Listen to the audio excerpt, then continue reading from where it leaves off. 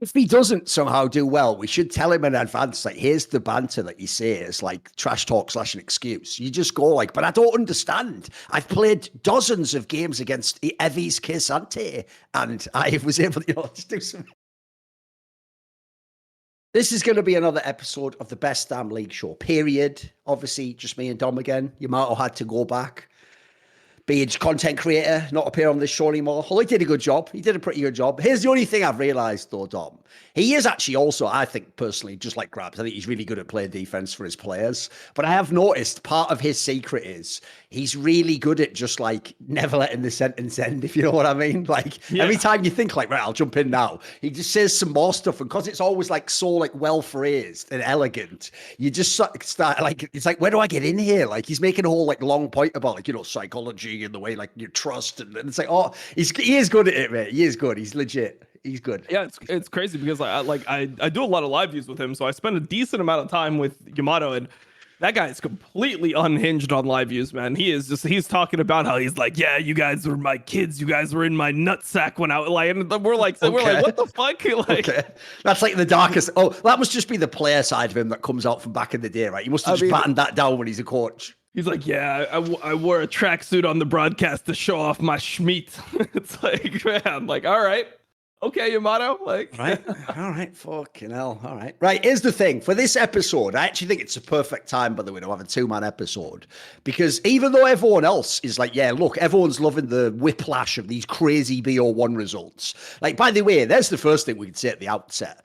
This is why, Dom, I'm cool with the compromise that we have some BO1s. Like, let's be real. Teams like Heretics would, for real, and Fnatic probably never will win a series if they have to play a best of three. But yeah, they can get a BO1 win, so it's fun in that aspect. And they get a check. Well, yeah, that's true. One of them might have to win there. You are right on that one. But which, by the way, if you don't know, as a quick aside, is why I do hate people who can never win finals. But when they do it, like that time KT played Rocks in the final, it's like, well, that doesn't count. What he has to win, like, you know what I mean? Like that one has always been whack, I will say. Yeah. But the problem is, right, I actually think, first of all, having only 3 weeks of these BO1s, I'd just like to express again how grateful I am that that's all we have, because I can't handle this, Dom. I keep forgetting every time we leave this first phase, which they've stupidly called the season, Dom. This portion of the tournament with the BO1s is called the spring season. Can you see the flaw there when Riot calls their entire circuit the fucking season? So anyway, put that to one side. We should just call it like best of one or round robin or something, right? So in this portion of the tournament,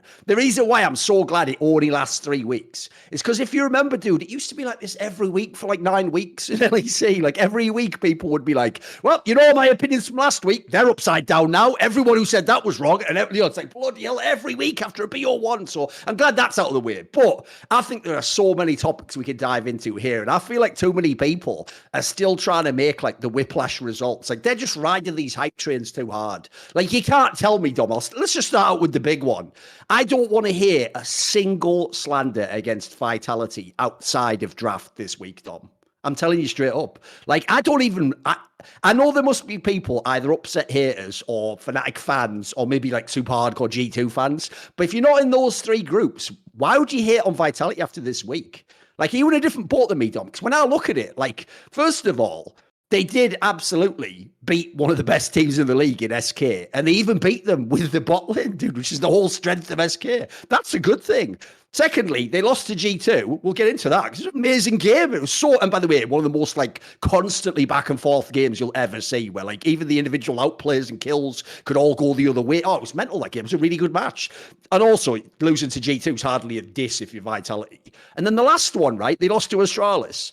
Bro, G2 lost to Astralis. Like, Astralis is one of the best upset teams in the whole league. Like, I don't know why people are hating on Vitality. I mean, they were supposed to just win every game and never, was upset really supposed to never die or something. What are we hating on here? Like, look, it's the second week with some mild teething, very mild ones, mate. Like, essentially, if someone else is using this like the stock market, Dom, and they're like, right, I'm out of Vitality, I'm doubling my bags. I'm buying back in. What are you talking about? I think this team just looks like they get over. And I'll throw this in there. I think 90%, like I alluded to, of the problems just came from trying to be too cute and 700 IQ the draft when you're on week 2 of your team having this lineup. Like, I don't know why they did half that shit. Where are you at on Vitality? Am I too high on them for you? Yeah, for me, I don't really care that much about the losses, but for a different reason. I mean, I think Bo looked like shit, but I mean, it's he did. I mean, we'll get to that. He's looked good in most of the games. I think the bigger thing for me is after watching this format once, I don't really care once a team has 4 wins how they play. Because agreed. we saw last year, or last split, I mean, where they were 7-2, they were all the way at the top, and then they got into the best of 3s, they were dog shit, and they just got eliminated quickly. It really doesn't matter where you place in this season portion. I fucking hate the name of it, but yeah, I know the season doesn't matter, but the split meant like fuck this shit. Anyway, exactly. Anyways, in the season portion of it, it doesn't actually matter that much because like if you're good in the best of 3s, you're just gonna be fine. You saw Koi last season; they were 4-5. And it didn't actually matter when they were 4-5. Like when they got things together, they were still the best team in their group, and they ended up like getting to the top 3. So for me, the season is more about like who's actually going to get eliminated. It's like about the panic for teams like Mad Lions, like Fnatic, XL. That whole war is the interesting part.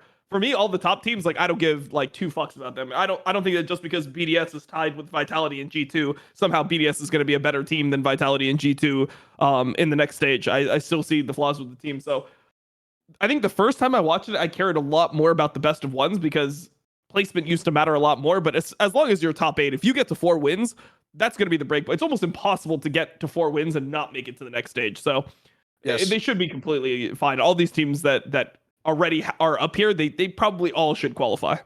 Yes, here's what I would say, Dom. This actually reminds me of the argument I always give people as to why I don't like normally what group stages are like, where people do round robin and BO1s. Because I always say this, Dom, if you actually look at the way tournaments are designed, because every tournament tries to reward winning games in the group stage by giving you like favorable seeds, better bracket position, upper bracket position as opposed to lower bracket. Because they do that, right? What you're actually implying is the opposite of what the format should be, which is that the part with the least sample size and the worst teams determines the whole rest of the like route of the rest of the tournament. The reason why I've always hated that is what you're trying to say is you actually think the round robin and BO1s accurately ranks how good these teams are, which is obviously not what it does. Like, I actually think you nailed it, Dom. I've always said this. The first phase of tournaments like this is just about eliminating some teams so we can go to a different phase. So if it's just about elimination, it's like you said, the real race in this group part, in this season round robin section, as you say, it's just the elimination. It's a relegation battle, sort of like who doesn't make it to the groups, essentially.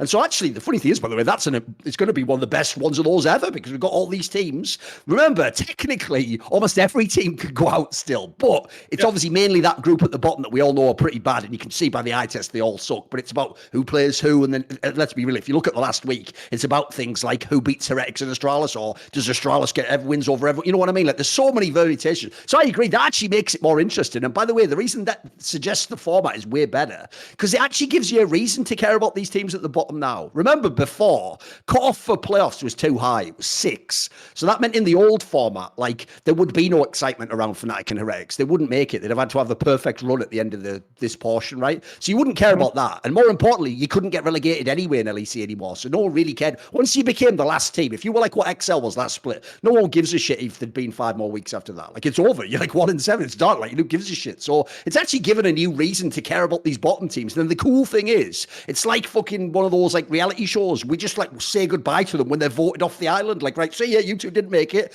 Bye. And then we don't have to think about you again and we go to the next section, you know? Yeah, definitely. I mean, also, when you go into the next stage, like, you could end up with a group that's absolutely hellish, even if you get first seed. Like, let's say G2... Especially with all these ties here, man. How can you control your own fate? Even you can't really, right? So, like, one of the teams that's at the bottom here is Mad Lions, right? Yep. Who would you rather have in a group, Fnatic or Mad Lions? Like, if you actually got into it right now, easily Fnatic, of course. Exactly. And then in the next phase, in the next like section, you have Koi and Astralis, which are the 2 teams that are tied 5th, 6th. Yep. Where you'd obviously rather play against Astralis than Koi. Yes. And then if Vitality or G2, if any of them ends up 4th, you could have a group of G2, Vitality, Koi, Mad Lions. That could be a legitimate group that you get based on the seedings right now. So that's why I don't really care about where you position, because it's kind of like RNG as to like how other teams perform. Yes. You know, whether or not that your position will actually be favorable, if your first seed is going to be favorable or not. Sure, you get to pick your opponent, but if you're picking between 2 good opponents, you'd rather just pick between 2 bad opponents on the other side of things. Yeah, I'll also throw in as well. The reason I don't particularly complain about the way this setup of this year's done isn't just because it's better than last year. It's also because one of the points you're sort of talking around on the groups to playoffs part, the next two phases, I also think is the case, which is this. It feels, Dom, like the worst case scenario would be that somehow the top two teams, like eye test wise, end up in the same group. Top three, rather, right? Obviously, that would be it, because then only two could get out, right? But here's the point, if you think about it, guys. Because first of all, groups is best of threes. So if they lose two best of threes, you're already going to sort of feel like, they probably wouldn't have won the best of five against one of these two teams anyway. And then secondly, because you think, well, even if they'd have been in the playoffs, like they'd have probably come third or fourth, it doesn't actually matter that much. It matters to that team. The difference between third and fifth is a big deal to a team. But to us, like the champion isn't going to go missing. Like that's the thing. I also think, like you're saying, it's not really, that's only going to happen every now and then. And even then, it's not that big a deal. I think it just means one team gets like a slightly worse placing, and it's only one team. Whereas you think of the old formats, mate. So like some of those ones, even though people like the hype of that fucking Schalke Super run, I actually thought that dude was fucking cancer when like 8 teams could have not made playoffs or like made it because people always forget on that one, dude. Everyone loves to laugh at Origin because they came last, if you remember. The worst one was G2 and Fnatic both could have not made it on that last week. People forget that, dude. G2 won the split and went to fucking Worlds, and Fnatic obviously was like a top. That was the year, in fact, that Fnatic had that run with Reckless and Hillersang at Worlds. Like, dude, neither of those runs even happen if like 2 BO1s or something go the other way between a bunch of like really close teams. I hate formats like that. That is horrible. That is garbage, isn't it? Because let's be real, we all know that if G2 and Fnatic hadn't have made it, and you just put 2 other teams, could have been Origin and like I can't remember who else was around there, maybe a Misfits or something. I'd have to go look at the table. Whoever it was who didn't, maybe it was Vitality actually. That was probably when they were bad. Whoever had made it, there's no chance they make it to the final of any of those results. So it would have actually ruined the whole split. Like 2 BO1s could have ruined the whole fucking split. So this format is way better. But anyway, let's get that out of the way. Back to the Vitality angle. One point I would want to make here, which I think is the unfortunate part for me at least, is sure you might get like an accurate perception of like where a team would rank in this scenario where you have the top 3 teams in the same group. I think the issue is if one of the teams that has points, because it's championship points to go to MSI, right? Like that's going to be a huge decider. If you end up in a situation where G2 wins the split again, where they're still probably the favorites, right? And then Mad Lions gets an easy group on the other side of things, they like make top 4, even though you don't feel they're a top 4 team. And then they just auto qualify based off points. So Vitality gets second, and they don't get to go because Mad Lions, who no one actually is confident in, gets an easy group, and they like squeak into 4th by beating Astralis, BDS, these types of teams. I think that's the nightmare scenario if you're an EU. That's fair enough. Yeah, that's fair enough. That's more on the opposite side of it, the bit more counterintuitive side. But you're right. Yeah, if you figure it out, that can happen. That's the other side of the 3 teams getting the one group. Yeah, true. Right, let's get back into it then. Let's go back to the Vitality side. Because that's the thing, Dom. I understand part of why. Like, not only did they lose some BO1, so anytime you lose, everyone in LEC acts like the world's ending. But more importantly, like, because you smurfed all the first week, yeah, look, there's plenty of problems we get into, so we'll get into them now. Like, I actually do think you nailed it already earlier. Like, I've made all those excuses in the past for a bunch of the Bo games. This was just a legitimately bad game, mate. Bo just had a bad game this week where he did just int a bunch of times and do a bunch of stupid moves. Like, that's just straight up. Like, I'll just give it up. He had a bad game, okay. Yeah, I mean, he just played bad, but for me, that's fine. Like, it can happen eventually, yeah. It's not even about like, it's not like to me, he was making bad plays himself. It wasn't like some flaw of his game, like he was just exposed by the enemy, like or something like that. It just felt like he was playing bad himself. And I think that in a lot of these games, you can see the strengths of Vitality, even though things are going wrong. So for me, I actually don't feel any worse about the team, because I still think that Bo can play at a better level than that. He can at least be serviceable. I mean, he was downright bad. I don't think that he's a worse player than 113. I don't think that he's going to consistently lose jungle every single game to such a hard degree. Even if he becomes like bad, I mean, that was next level bad, right? And you can see that Vitality does have a massive laning advantage that they used to not have in bot lane. Like, not only are they more stable than they were before, but then also like Photon is he's just shitting on everyone. Like, he still looks way better than the other top laners. I mean, he completely smacked BB. I mean, it wasn't even really close. Sure, BB got back into things in team fights, but I feel like that is a huge angle for Vitality. So you can kind of see what their advantages are as a team. And yeah, I just think that their biggest weakness is no longer exploitable. Even when things go bad, even when Kaiser completely griefs, you can tell that Upset's like still in the game. Whereas when Kaiser would grief Neon, Neon was just useless for the rest of the game. Like it's just like, all right, well, now we just fucking have a black hole of resources bot lane. We're gonna not be able to do anything in team fights. The goal is never gonna matter, even when there is a team fight that could be winnable by like 80 carry difference or just through mechanics. Neon was not gonna get it done. You can see that Upset is like still able to make use of it and make the enemy team sweat for things. So yeah, I mean, I don't really feel that bad about either of the teams that people are going to be really like panicked about. G2 obviously had a bad game versus BDS, and just over the first 6 games they've looked a lot different. They're playing slower. They no longer have that like bot stomping identity without Draven, which they got in 2 out of the 3 games in the first week. Or no, was it 2 out of 3 games in the first week? Maybe they got it. Whatever. 2 out of the 4 games that they won, they were on Draven. That's all that matters. I think that these teams are just trying to, like, once you get to 4 wins, you know you moved on. You're trying to just expand your champion pools. You're trying to play things that you're not super comfortable on, because all these teams subconsciously know that the placement doesn't really matter that much. We've already qualified for the next stage. Yes. Also, I wanted to say that as well. Like, you know, I keep saying that if you track his career so far in NEC, Photon hasn't had a bad game.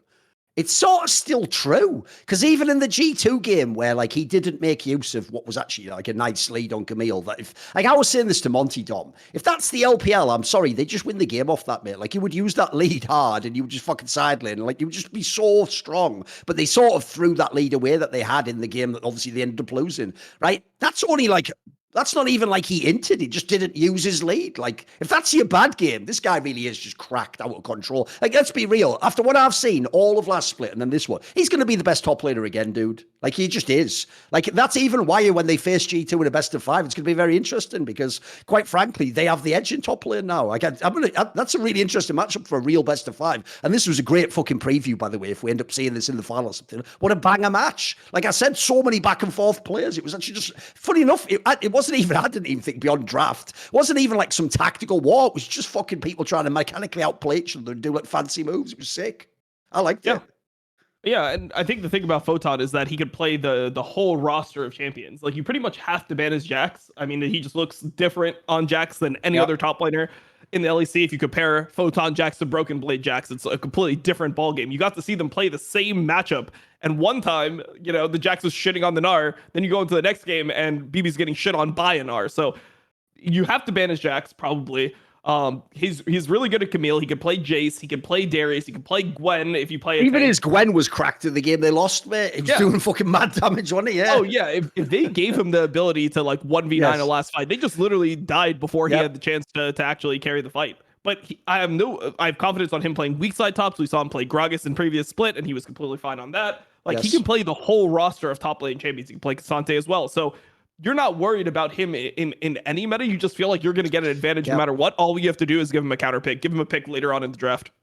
Because the key thing about this is, I've said this about Bo, but dude, I'm even more hyped in this regard because we just never had this in the West, in my opinion. This is actually one of the only times a Western team had a top laner who, as you say, can play the weak side if you need to, but dude, he can play carries as well. Like, I actually want to see this guy at MSI. He's going to be so fucking fun to watch. Because think about it, historically, Western teams just, the best case scenario for a Western team normally is you take the guy who gracefully loses. You take Impact or fucking Odwan there. You take, like, I know people are going to go, what about Blippo? That was like one tournament ever, guys. And that was because he had like a fucking pocket pick Victor that he'd just been playing in solo queue for years. Like, that's such an extreme set of circumstances. Aside from that, it is just the weak side. Like, you know this because you watch LPL. If you watch LPL and LCK, top lane's like a different fucking game they're playing, mate. Like, it's not even vaguely at the West. So the idea there's a guy who actually might be able to go head to head. Look, not with the absolute best. He will still get murked by like fucking probably Zeus and like maybe 369, that sort of person. But if he gets like, for example, if like EDG go, dude, there's a chance. Like, this is a player who could be better in the lane.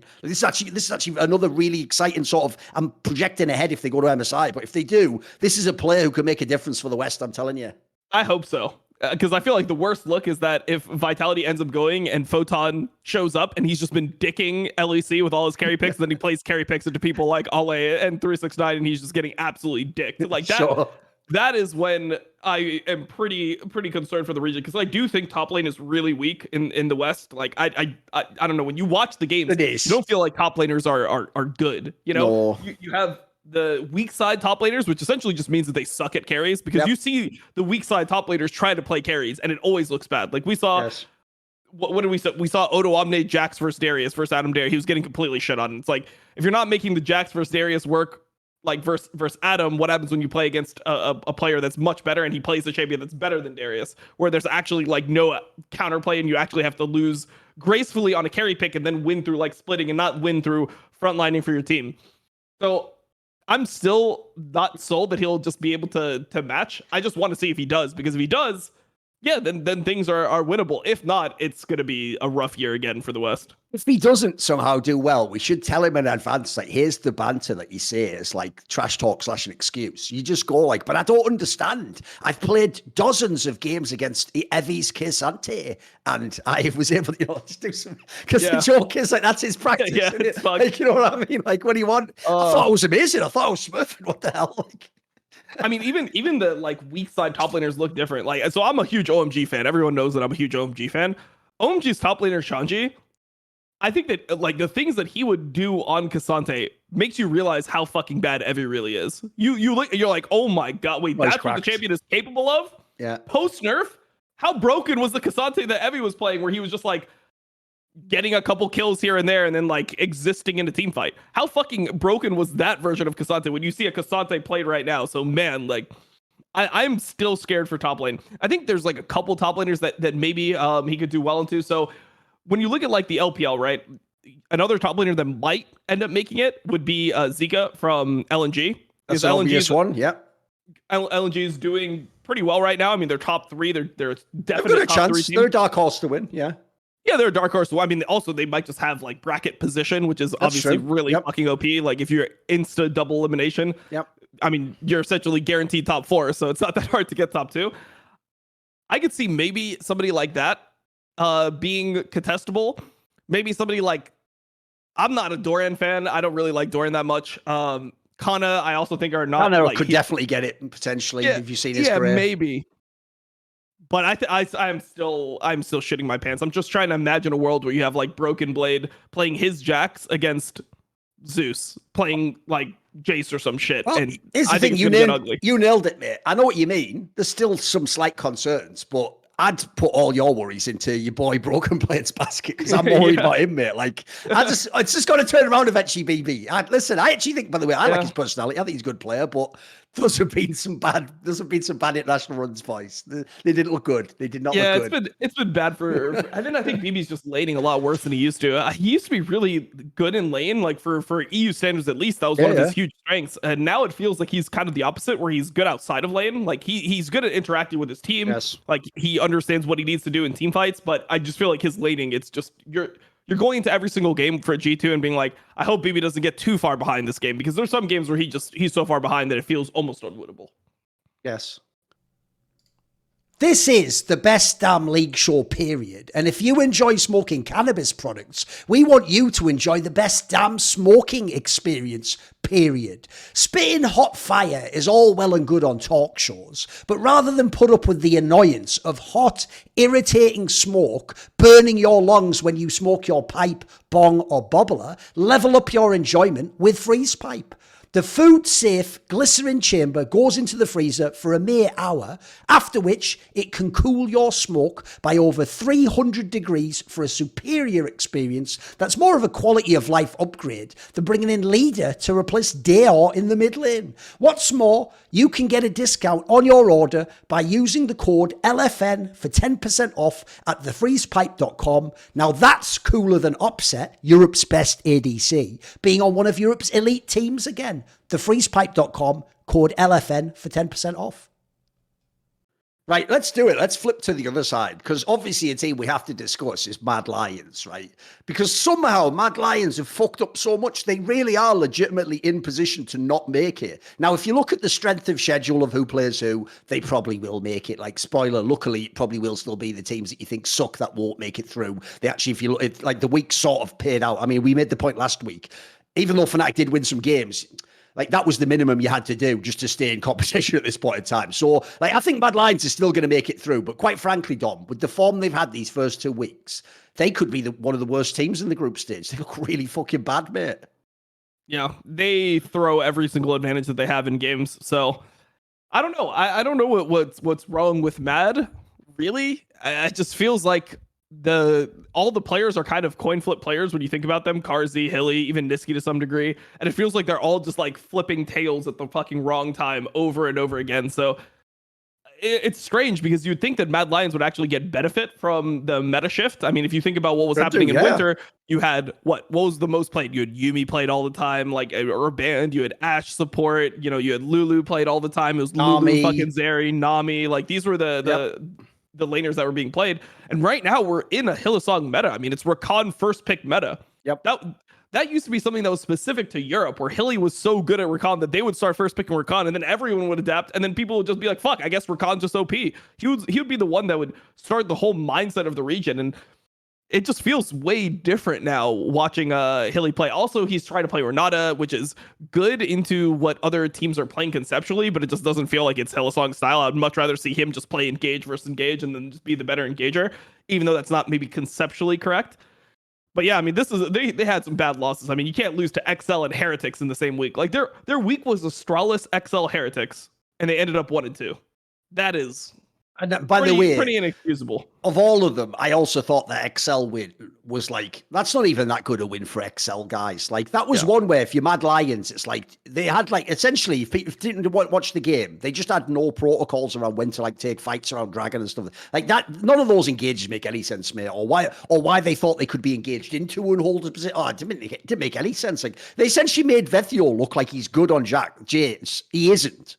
He isn't. Like, aside from that one snipe with the super long legs, what did he do? Nothing. He was just getting easy kills. I mean, by the way, here's also why it's criminal that, like, Mad Lions didn't win that game. Bro, that scene early on when all of XL just stands in front like noobs, just hitting the dragon with 4 people. Well, they're against an Oriole that is up. And they just get Oriole because, I mean, you have to be a moron not to just put the ball on him at that point in time. Like, dude, XL won that game. Like, what if you're Mad Lions? How much more do you need? Do you need them to actually come down to your base like some old fucking samurai shit? And they just put the sword down and go like, please behead me, Your Honor. Like, they actually have to beat them in the game. And if you're XL, like, bloody hell, that's your win. We'll get to you in a second, but I'm not on the XL train at all. So, yeah, I think Mad Lions looks terrible. And the other problem is, like, it's like you say, if anything, people probably overhyped them last split because I think, yeah, they got some coin flips that just went heads a bunch of times. But the problem is, like, when the coin goes on the wrong side, some of them look bad. Like Carzzy just looks like he's back to doing fucking stupid Carzzy shit sometimes.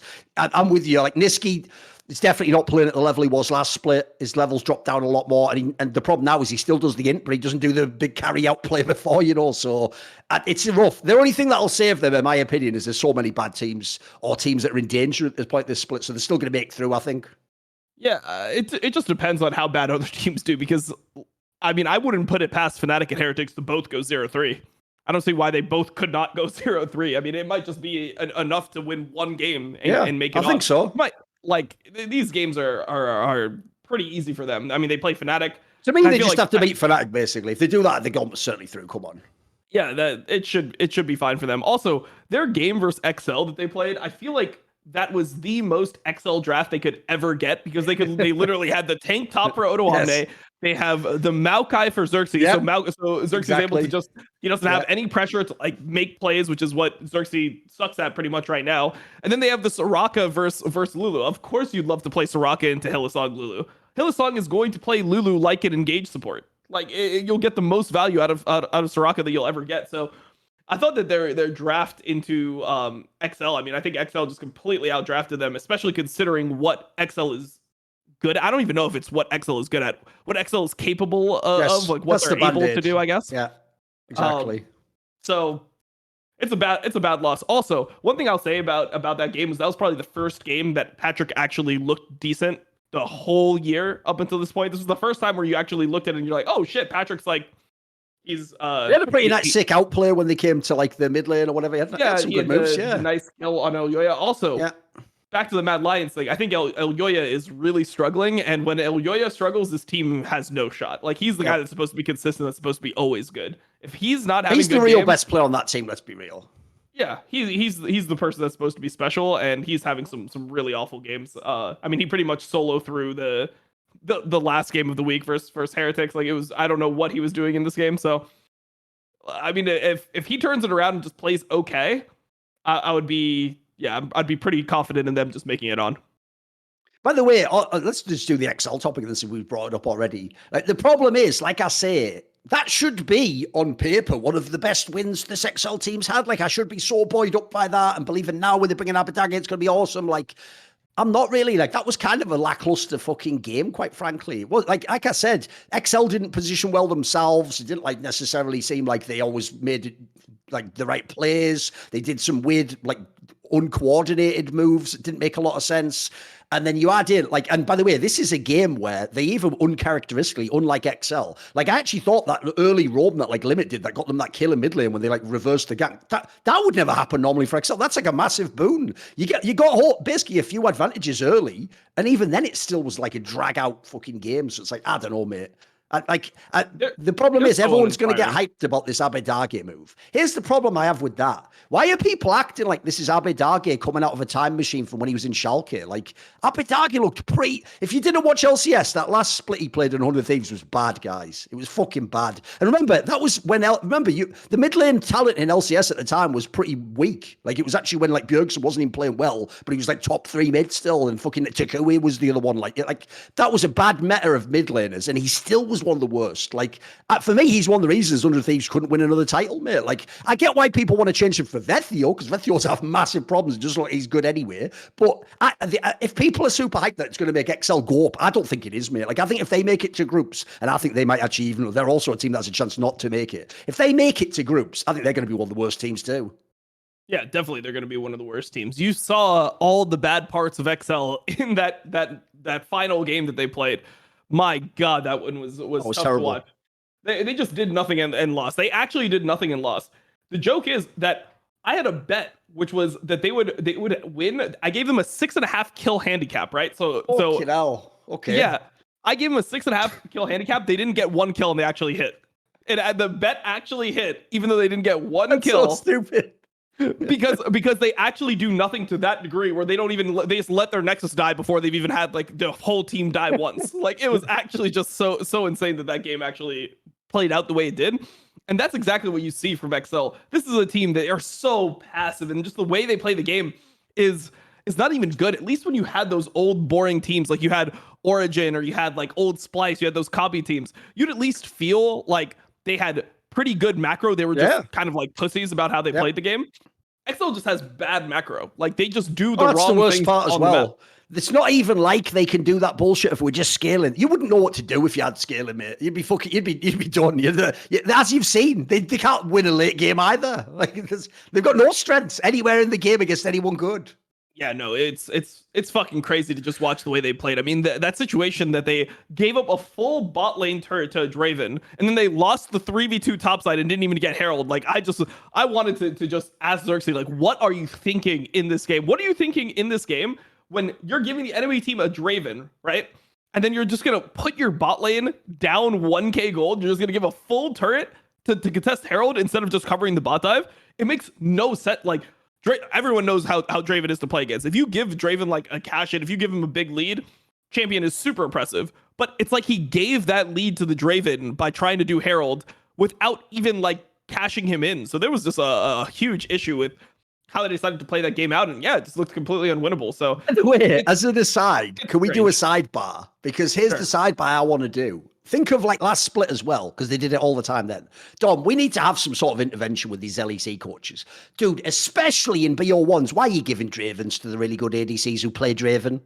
Am I missing something? It's a BO1. That's probably the ultimate champion that can get a fucking a crazy win off. That is, as you say, if you just fuck... The worst part about Draven, it's like the old Zeri or fucking Yumi, etc. It's like if you just fuck up early, the whole game feels like 10 times harder. Like, you just feel like you can never get back in.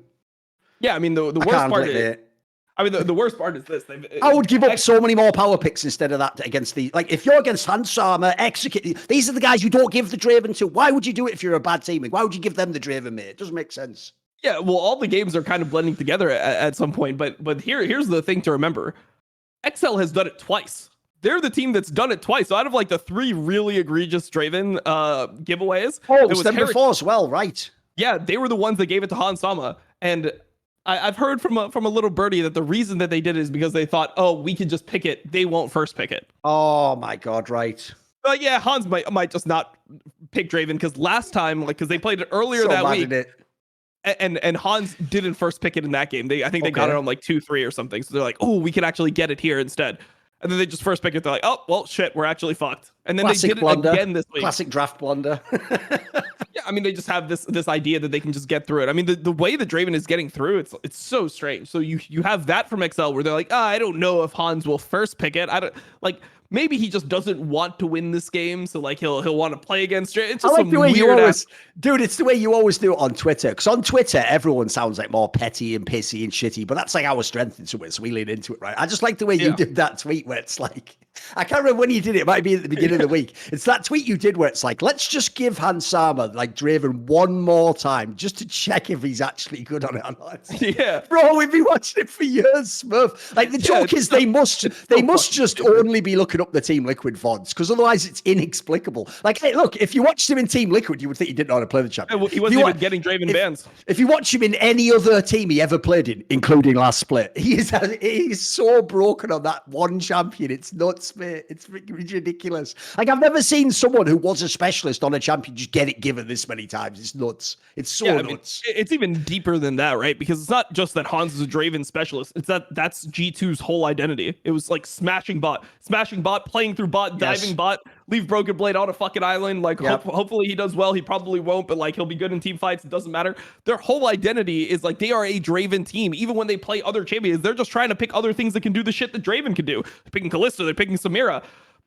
Just why would we ever be giving G2 Draven? And then they do the same thing to SK. They do the same thing to SK. They lose the same way. They're not even good at playing into Draven. They don't even have a game plan against Draven. Their game plan against Draven is like, okay, but if we don't cash him, let's just give him all the gold that he would have got from the cash in, but we just won't cash him in. We'll never fight him, so he'll never actually get the cash in, and then we win somehow. It's like, dude, guys, it's still an 80 carry. Like, giving it free gold is probably not the right move. So, man, I just like XL, the way that they play games. They come off a really good draft for them, and I thought, nice, let's run back this same type of style.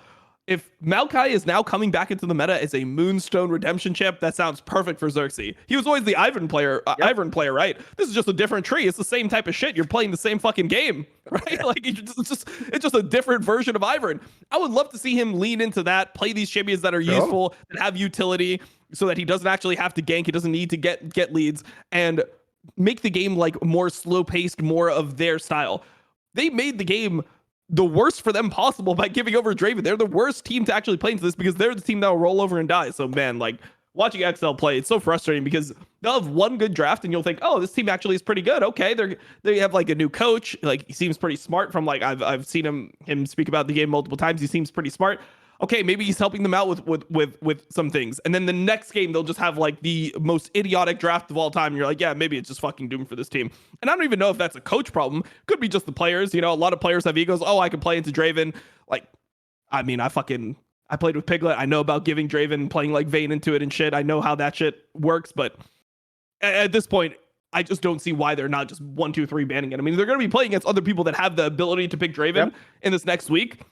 I want to see it banned. I want to see it banned versus the people that actually play it. So yeah, I mean, I guess the last thing to talk about is probably the Vetheo topic because he's not on the team anymore. By the way, along those lines, I'll tell you something. This is one of the areas where, you know, all the people who say that constant refrain, Dom, where they say, like, the problem with you, Dom, and LS is you are just so negative about LCS teams, right? Here's the obvious 2 questions I have. One, why are you watching and complaining? I'll tell you why, because their content's straight fire, and none of the people who suck the dick of everyone in LCS do great content that you want to watch instead. So you basically complain about something you obviously like. And 2, is it accurate or not? Notice they never say that part, Tom. They don't say you say any shit and you're wrong. No, their point is you're supposed to just lie to them. Because here's the problem. I'm going to make this point specifically with I'm going to tie it back into Vetheo now. Because I also watch, like, I don't watch like you every game. I obviously don't like watch the fucking shit teams. I just watch the big teams, either my favorite teams, JDG, Weibo, etc., or I watch the big marquee matchups in LPL and LCK. And dude, the whiplash of watching like Knights Syndra and then coming to LEC and watching Vetheo, who remember, in the last year, was one of the best players in the whole LEC. On Syndra, the champion he plays, dude, it's like literally like the little kids pool versus like an Olympic swimmer. It's mental. The difference is insane. If you don't know, by the way, if you don't watch LPL, guys, Knight's Syndra, you don't even notice it has no mobility. He plays it like a fucking assassin. It's like how a rookie used to play Orianna back in the day, where his is like 10 times more cracked than anyone. And then he comes to LEC. Vetheo's supposed to be this mega talent. Dude, his is just pedestrian. Like you said, that was the game they did nothing, by the way. That was the game where everyone did nothing. Like, the whiplash is too crazy. How could I not comment on it? I'd be a moron if I didn't. Like, how can I reset the filters and go, this is fine? Like, it isn't fine. It ain't fine at all. Yeah, it's... I think the one thing that triggers me is like the ways that people try to make you a hypocrite, because they'll be like, oh, like, why are you criticizing this draft? They play those same champions in like the Asian leagues, but it's about when you pick the obviously, if the enemy team has a comp that's susceptible to engage, picking full engage is fine. But there's like times where like 100 Thieves will just be blinding full engage. Like they'll just be going down a checklist of like, this is what LS said on Face Check, and I agree with him completely. It's like they're just going off a tier list. It's like they're going off a tier list and they're like S tier champions. Okay, can we get as many S tier champions as possible? Okay, that's our team comp. That's how they end up drafting. And a lot of times other teams should just beat it. I see the same like problem a lot of the times in LEC. I mean, I think that LEC, you definitely have teams that are better at playing different team comp identities, but some of like the worst teams like XL, you can tell that like even if they draft a perfect team comp into the enemy team, if it's not their identity, if they have like an engage comp versus a team that is susceptible to engage like a poke comp, I just don't believe that they'll be able to pull the trigger and actually like win the game. So yeah, it's been a quite a wild ride so far. You know what's wild, Dom, is to just draw in an old school topic if people remember. And I'll even do the I'll give the olive branch of peace for a moment, because I always credit this. You know, the weird thing about Doublelift is because Doublelift, like, let's be real, especially on talk shows or in interviews, he just answers very quickly, right? Because he's got that sort of like ADD, like can't keep his focus. So what he does is he just answers off the top of his head. Now, the downside of that is he's not a super smart guy. So oftentimes he says things he maybe even doesn't mean or not that interesting. But every now and then it means, and this is the key, by the way, if you're just someone who speaks without filtering yourself, every now and then you will also say something that's very lucid and poignant, maybe without even meaning it. And I remember, I always give him credit that way back, we're talking for real. I did this interview at Season 3 Worlds, Dom, where his team hadn't made it, CLG, and they'd had all those problems. And I did an interview with him, right? And here's what's funny. He himself in that interview admitted something I've always given him credit for, which is he was one of the first people in the West I saw accurately make the read, because this is Season 3, remember? People at the time, because Korea was the absolute best, everyone was just trying to copy Korean style, picks, comps. And what he said was, seeing Elite Europe do way better than everyone thought, where like Fnatic was in semis and even the Gambit with fucking Voidal was in quarters. He said what that actually showed me was that at that point in time in League of Legends, it was more like play to your style rather than whatever the best theoretical style was. Dude, I think to this day, that still should be the identity for LEC specifically. Because what you just said, I agree with completely. You can even give them the comp that the Asian team would do something specific with. But if it is against the sort of character and tendencies of your team in the LEC, they won't be able to do it anyway. Like, if anything, Misfits Coach Carter wasn't a genius. He just figured out this is the only thing my team can do well, and he made them do it, and it made them win a bunch of games. Same thing with a bunch of teams. We called it Band-Aids. It's actually just the only drafts that make sense for your identity at this point in the meta, you know. And that's one of the biggest strengths that I think G2 has. One of the reasons why I think that they can actually take games off Asian teams is because they have an identity that is different than what Asian teams play. And if you go through drafts, I mean, people that watch LCK know how much Kadrill and LS were always mauling it. They're like, first pick Vi, Lucian Nami, Zeri Lulu, Sejuani or Wukong. That was like every fucking draft at LCK. That is one of the things that's exploitable, because you know what's coming. You know what they're going to fucking draft. So you can give them champions that are going to be guaranteed pick and counter them. And one of the things that I liked about G2 last split is that they were doing things that other teams weren't doing. They had a huge identity where it was a ton of flex picks, early aggression, things that can move around the map really well. So they were heavily investing in like Kled. They were playing it mid, top. They would have like Jarvan that they would flex between 4 different positions. Yike would be playing champions like Lilia that would be really good into a lot of the like bruiser meta junglers. So things like Wukong, the teams were playing a lot of, not great into Lilia, right? So you had a good identity. And I think one of the things that G2's been doing differently this split, which might be them just trying to branch out their styles, is it doesn't feel like they're playing those types of drafts anymore, where they're really trying to like punish people and shit on them early. They're playing things like Vitalia now, where Vitalia is fine. It's a really good combo if enemy team has like dashes and things like that. But the timers of Vitalia are way different. Like Vitalia, you pretty much want to be like making a play with Vi ult. Vi doesn't, and then like, okay, you kill the guy, whatever. Then Vi doesn't have ult. You go back, you stabilize the game, you wait for the next Vi ult, you force another objective on the Vi ult. And I just feel like that doesn't really suit what G2's biggest strengths are, which is the fact that they know how to snowball a game. And they are willing to like fight and hit timers that other people aren't ready for. If you look at top LCK teams, even teams like, for example, I watched KT versus Sandbox today. Outside of T1 in the LCK, most of the teams are relatively slower than what G2 would play. And I feel like that could be a major advantage for G2 is the fact that they're willing to just dive bot over and over again. And if other teams aren't used to perfectly covering them, or they don't exactly know how the lane matchups go, they're like, what the fuck is that? Like, what? This is a Graga support with a Kalista. Like, I mean, what levels do we win at? When can they crash the wave? When is the dive coming? What camps are the jungler going to do? Does G2 split the map early? I feel like there was all these things that made G2 special, and I hope that they're not losing that with some of the new drafts that they're going with in spring. No, I'm with you. I actually do think that if you're a Western fan, the best case scenario, if you want to see an awesome BO1 at like MSI, is that you get G2 against a bunch of these Asian teams. They can do it. If they just get the early lead with the right lane leads, they can accelerate the game. That's one of the best teams ever, probably the West at accelerating, right? Like the amount of times I've seen them like use a good lead and just continuously push it through and win, actually like top LPL teams are famous for doing. So yeah, I'm with you. Like that is a rare edge stylistically. You normally never get that. Yeah. Like, if you think historically, compared to last year, dude, I like Rogue, but they have a very one-dimensional playing style, and it's not at all like that. It's more like withstand like the other team, and then hope you win a close team fight. Yeah, exactly. Like, you have I would say it's low the ceiling. problem with the Rogue angle is, one, you have a way less chance because you're just against better players in the lanes, and then two, it's like I always say, you walk in a tightrope. It either looks awesome and you win all those team fights narrowly, or you don't. In this style, the best way to win in League of Legends always was just get ahead early. It's just the problem in the past was we didn't have the players for it. Like, you'd always have some bomb in the top lane from Europe or some like average ADC from Europe. You know what I mean? Like, you never had the raw strength to get ahead most of the times, especially against like LPL, etc. Like, it was never going to happen usually unless they ended the whole fucking game. Yeah, this is one of the times where you feel more hope than you did in like in the previous 2 years, because the players like 1-to-1 match up way better, and then the style matches up really well into a lot of the teams you can see going. Obviously, I think T1 is like the massive favorite right now. Yeah.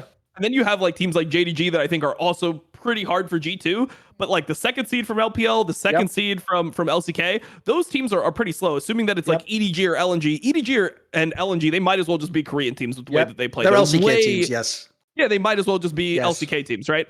The same way, like, I mean, T1 is plays more like an LPL team than any LCK team that we've seen like almost ever, right?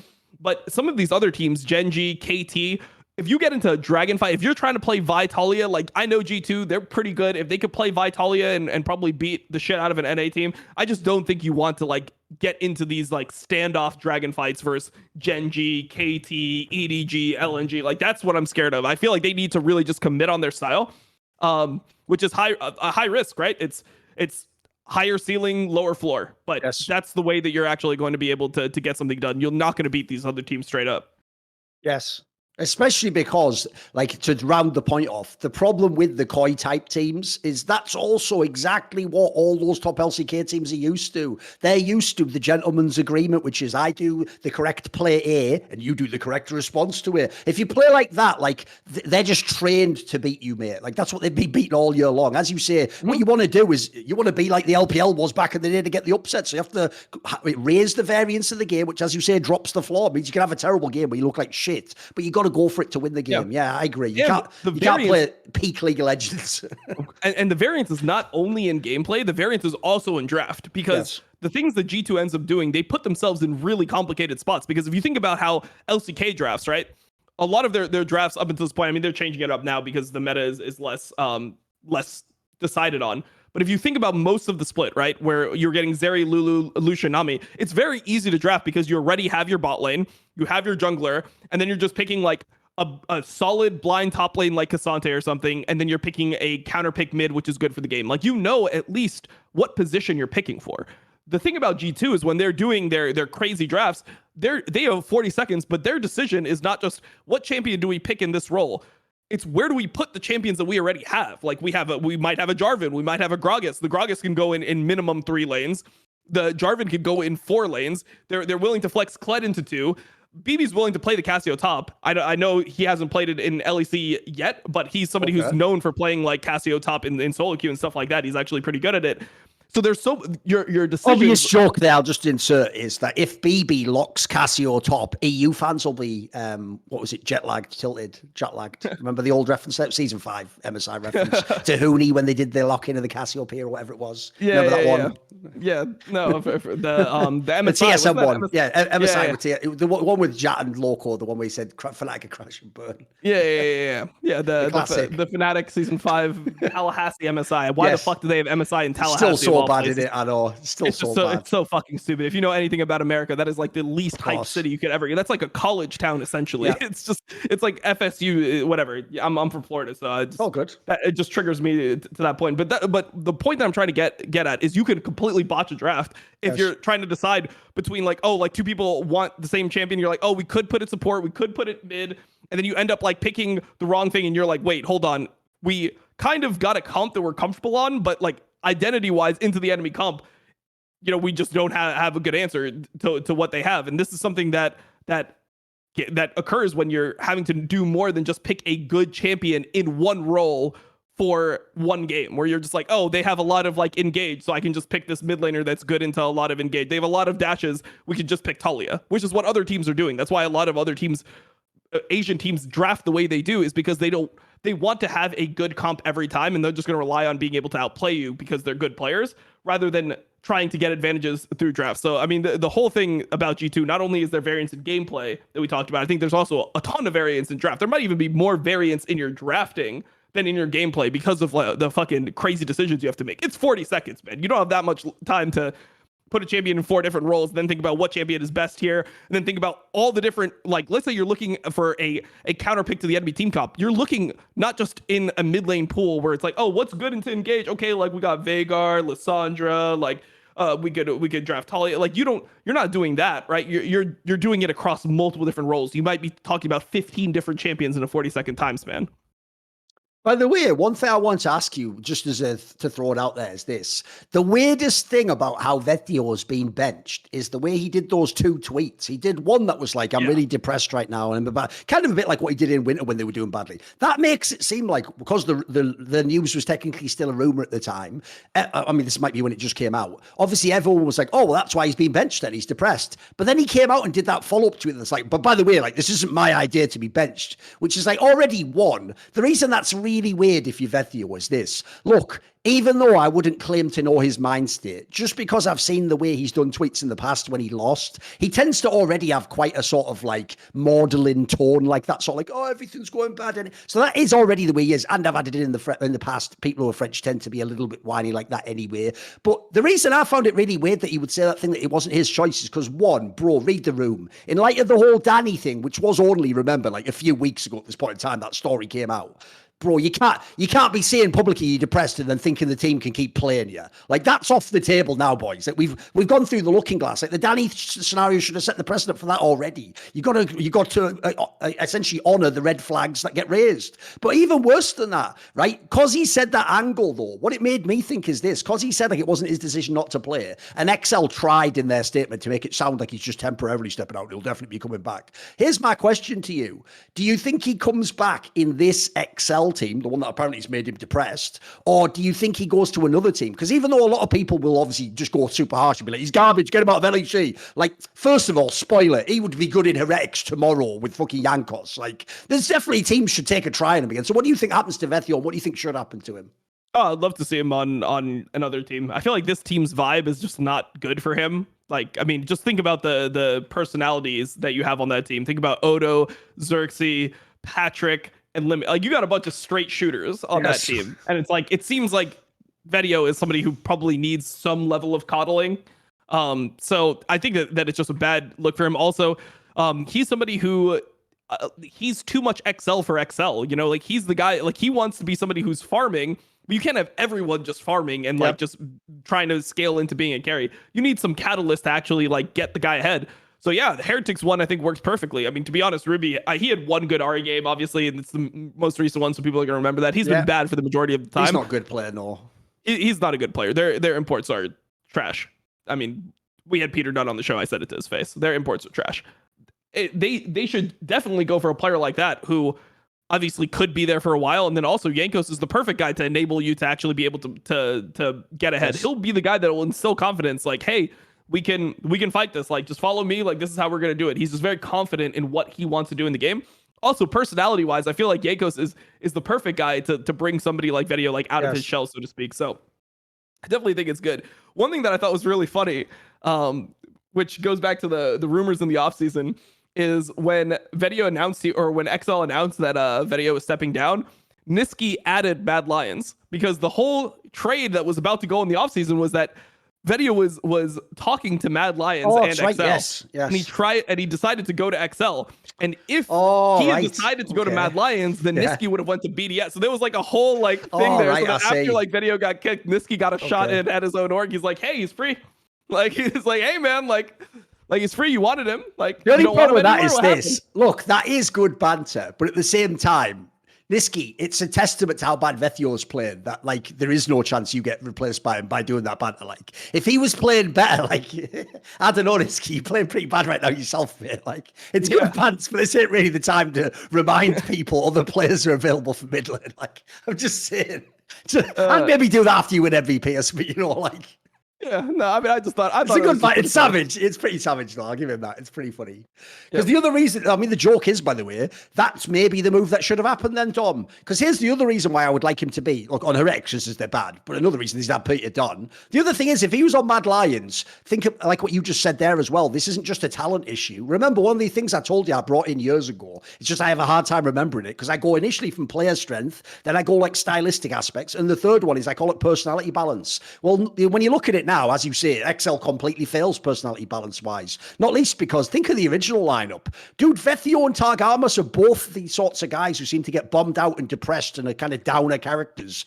And you've put them with a bunch of people, like you said, who are just like super ruthless, like fucking brutal. Like, here's what I think, and whatever, we're all shit. Like, you put them with all the players like that, like, there's no one to buoy them up. If they were in a team like Mad Lions, like if Vetheo had gone to Mad Lions, dude, the Mad Lions vibe seems like G2, it's fun. People enjoy playing together. They even sort of laugh when they int. And the coach, just like Peter Dunn, Max, another coach who will baby you if you need to be. He'll make sure you're sort of treated right and that he'll have those private one-on-ones with the other player to explain how that guy needs to help you get through the game and stuff. Like, that's the difference as well. Like, I think for real, when he joined XL, I can tell you right now, Youngbuck, I do think is a very good coach, but he is also the sort of coach, if you know, where, like, if you don't know, he's a massive fan of, like, old school MMA. He's the sort of guy where he is sort of like, get your shit together. You're a pro. Like, fucking play the game. Like, because that's the one thing on the Vetheo angle I can't really forgive Dom in a way. I understand he's really young. People forget that, by the way. He hasn't played very long. Like, those few splits in the LEC, like, he's still mega young, guys. I think he only played 1 year in the RLs. Like, this is a guy who's not 17. Super experienced. Yeah, and he's young. He's young still. So the problem I have is this, is it is sort of like you're saying, it's like, oh, but I'm really good, but I just need all the resources. Oh yeah, I shouldn't have to ask for them either. You should read my mind, know what resources I need, how to set a draft around me, how to play around me. And if you do all that, then I'll carry the game. It's like, bro, you know, Young Bucks work with like fucking caps and fucking perks. And like, he's worked with some of the people aren't going to tolerate that. And Nuke Duck. No, good players, like people who are self-sufficient, people who turn up and do their job and they don't need you to like pat them on the back and make them feel better. Like, that's the other reason, by the way, why I always say to tie it to the Danny angle. That's why you're playing a dangerous game when you take rookies and insert them into these teams and put a lot of pressure on them. Like, they can just fully break. You can say what you like about people like Jensen. Here's the thing. Look at Jensen now in Dignitas, Dom. He's in one of the worst teams I've ever seen, and he's pure elo health. Like, he's actually playing well. Like, he doesn't just mentally give up because they're doing bad in the... There's a quality in veterans that is underrated in that sense. It's like they've just been through the fire, mate. They can withstand it, you know.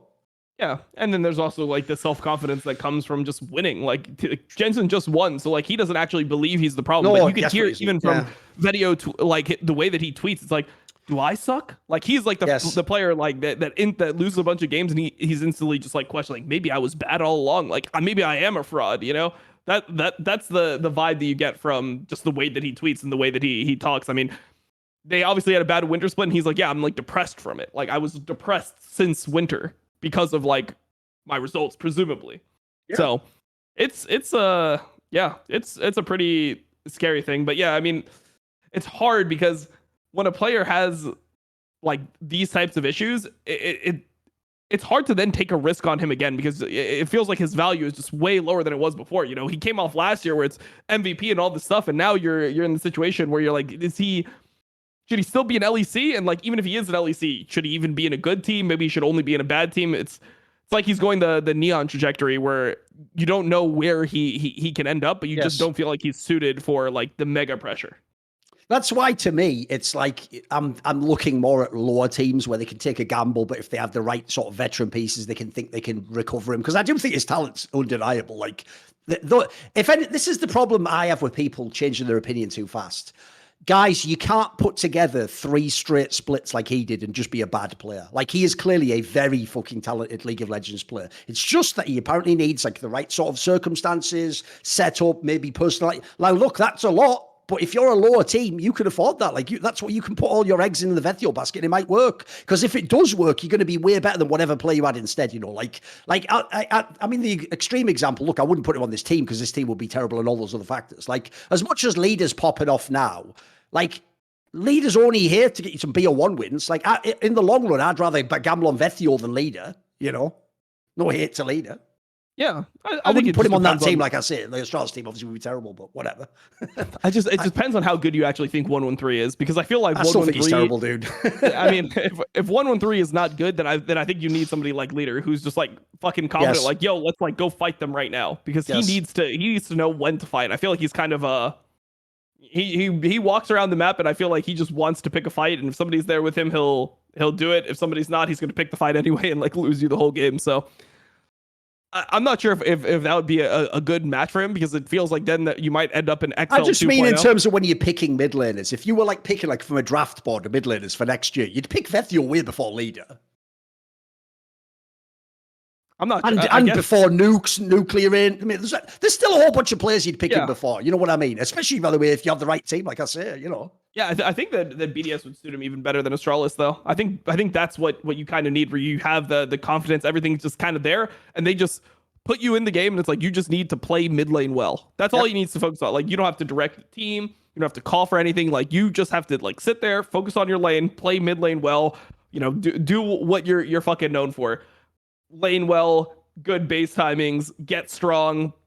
You know, farm in the side lane, just keep on progressing the game. He always says he looks up to Chovy. I mean, he might as well just be like a mini Chovy in that way, you know, with just 1,000 times more flaws. But, you know, I mean, it is what it is.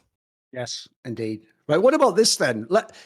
Since I referenced Jensen on Dignitas, who is one of the best players I've ever seen on a last place Elo held team, dude, the other guy who can beat him in that regard has got to be fucking Yankos this split. Bro, this is making me sick. If you look at the last split and this split so far, you know what? People can think this is haters. I'm going to say it out loud. I think Yankos is better than people like Yike, mate. I don't give a fuck what anyone thinks. I don't care that his team loses every game. Mate, what he is doing in some of these losses, there's another reason why veterans, if they're true veterans who've won and been great players, have extra value. Not only is Yankos taking the nameplates off just a really good jungler right now, bro, he never gives up. He never gives up. It doesn't matter how shit the draft is, the early game, the game state. He's locked in like this was like world semis and you're trying to fight for your life, you know, like, and he's doing it in games on a team where, let's be real, they're probably not going to make the next phase. And quite frankly, after this, there's no reason to have any hope in Heretics at all. Those are some bullshit wins they had in spring, guys. Like, those weren't even replicable. And so you look at this team, he is one of the best players I've ever seen be Elo held, mate. Like, I think for real, no joke, if it wasn't for the fact they never win any games, he should even almost be like an MVP candidate, mate. It's mental how well he's playing this team. Come on. Yeah, I don't know. I mean, he's part of the reason I flame Evie so hard is because I like Yankos, and I see him just getting into perma by this guy. Like, and it looks intentional. The thing about Evie is he's such a nice guy. We're turning the Yankos positive into Evie flame, by the way, but. Evie's such a nice guy that when he dies 11 times on Sion, I can't even give him the excuse where it's like, oh, he's just tilted. Like, he's like kind of doing it on purpose. You know how you saw some top laners like Ale, for example. Ale did this one game, you could see that he was mega tilted. He just trolled the game and he was benched back when his name was Natural, and he just never got to play again for his team. Like, he just had to end up like coming back under a different ID for a different team later on. I don't even give Evie that credit. I think he's actually trying. I think he's trying, and he's just this bad. He's just 0-11 because he doesn't know how to frontline. He doesn't know how Scion works. He doesn't know how Scion Q interacts with the enemy team. It's so hard to watch Jankos go through this because Jankos does so much for the team. He just gets people ahead, and then they just fucking. I mean, they just shit on him right afterwards. It's like, oh yeah, you gave me a lead. Okay, I'm gonna throw it immediately. For what? Like, why can't we just let Jankos win when he plays well? Like, what is wrong with you guys?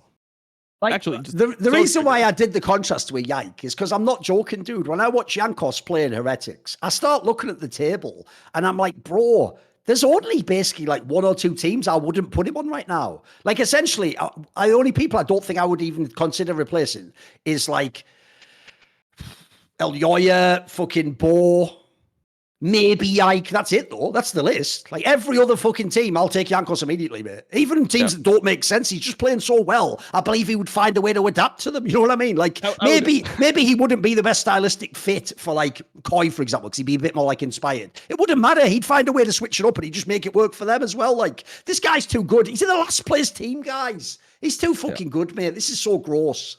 I mean, I think he's still the best. I don't know. There's no reason for me to not think he's the best. No, put it this way. Here's what I would say. This is an example. I've said this many times, but people never do it. But I genuinely, if you're like an actual expert, if you're a content creator watching this episode and you believe that we're overhyping Jankos, I'm telling you, just bring up a VOD and do a VOD review from Jankos. Look at what Jankos does. Just follow him and tell me all the mistakes he does, because you'll have a hard time, mate. I even have some pro friends I've messaged like, what did you think of this move? And the amount of times that they can give me like a valid explanation as to like why he did something, it's like, fuck it. I'm not joking, guys. It's unbelievable how well he's playing on this dog shit team. I mean, the other thing is fucking bad. Let's be real. Like I said, Dom, they've got Jankos, and the problem is he can't prop up those lanes. And then they essentially all they do is they sit there, and 1 out of every 4 games, Jack Spectre has a pop off. That's it. That's the Heretics in a nutshell. That's it. Like, there's nothing else to see. I don't even hate on Jack Spectre. He seems all right, but he's not a top player. And that's your 1 win condition. Like, bloody hell, guys. What? It's sad to watch, because here's the other thing that people don't do is people will find mistakes that Jankos makes, and then they'll be like, oh, like, see, he did make a mistake, so he deserved to lose. No, it's just that when Jankos makes a mistake, they instantly lose. Whereas other players on top teams, like you saw Bo had to run it down like 8 times in a row for Vitality to lose the game. He had to keep on inting. He didn't get to just make 1 mistake. He made like 5 mistakes in a row, 6 mistakes. Then he's like inting a whole team fight. Like, you gotta make so many mistakes to lose a game, like if you're on G2 or Vitality. Yes. But for Jankos, he makes 1 mistake in a team fight, the whole game is lost because he has nothing to fucking work with. Here's the thought exercise, dude. This thought exercise will make my whole point for me.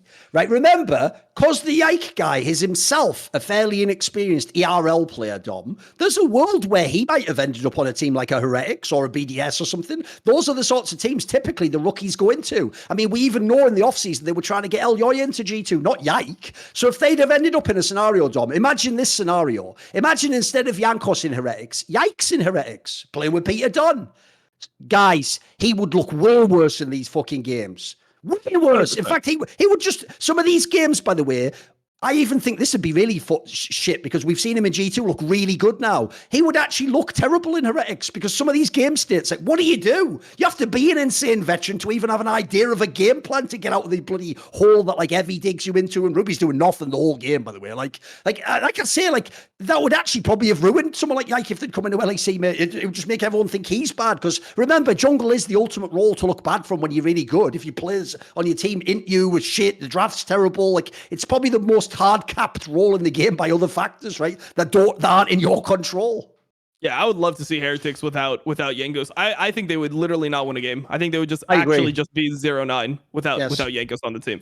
And you can replace it with like any even junglers like Elyoya. I don't give Elyoya the credit for being in a team like this. The thing about other players is, like, Elyoya was really good when he came in as a rookie, but it's also just so much easier to be good when you're playing with other great players. Yep. Like, you play in the best team, people are covering your mistakes all the time. I experienced this myself as a player. Like, when I joined Dignitas, I was like, holy shit, maybe I'm just the shit. Like, I joined a top team and we're winning all the time. Like, I must just be like good enough. And then I got to experience playing on a 6th place team with when I got to Curse, and how hard it was to get a 6th place team to even 4th place. Like, it was so much harder to do that than just win with a fucking winning team. When lanes are losing, when there's no vision on the map and you don't know where you can fucking walk, and you have to be so smart about like, you have to learn the game in such a detailed way compared to when you have like Hans Sama smurfing on Draven, and like Mickey and Hans are just like running, like just killing the fucking bot lane. It's like, oh, I'll go to the bot lane that's dying, you know? Dude, what was you'll know the clip. What was that clip you've shown on stream in the past where you were playing in a pro game with someone at support? I can't remember who it was. And I think it is, you know, the one I'm talking about, where you're like right up in your top jungle and he just like pings that he's going in on the bot. And it's like, you're in your like top jungle, and he pings like bot lane that he's like going in as though you can just teleport there like instantly. And it's like, here's the other thing, bro, because he did it like to tell you to come, right? Yeah, this is the thing. This is the thing about playing with a bad. This like, it's League, right? It sounds like a pro game. I was even thinking how tilted you must be when that happened. This is the thing about League. When you're playing jungle, it's not just like, oh, I'm playing versus the other guy and my lanes aren't doing well. It's that their jungler is now way stronger than me because he's getting 3 kills on my fucking lanes. So it's so much harder to play from the point that like that Jankos is playing from, when it's just like, yeah, my Sion just died 11 times. You know how much fucking gold he just gave it, like 11 times? I know. That's 3k gold. Like, he's just dead permanently. How the fuck are you supposed to play that game? It's so hard to actually play from losing positions. You have to outplay so hard in every single instance. Jankos is so incredibly elo held. It's, I mean, and the thing that's crazy is you look at his stats. He has some of the best stats in the league. It's insane, isn't it? He has some of the best stats in the league when he's on one of the worst teams in one of the roles that gets punished. And from that role, that should never be possible, right? That should never be possible. No, Jankos is just the fucking GOAT. He's too good. No, if people don't know, I've got the list here, right? He is first in kills per game, first in damage percent in jungle, this is. First in damage per minute, first gold difference at 15 minutes, first blood participation, first in solo kills. Guys, remember I just compared him to Yike, and you're all thinking, because you're fucking peon plebs who watch the win screen and say victory and think that every player must be better. You're all the same people who told me Flackhead was better than Upset, you fucking marks. So you hear those stats I just read out. Why aren't those Yike stats? He's playing in the best team where every other player, minus maybe Broken Blade, is the best at their role.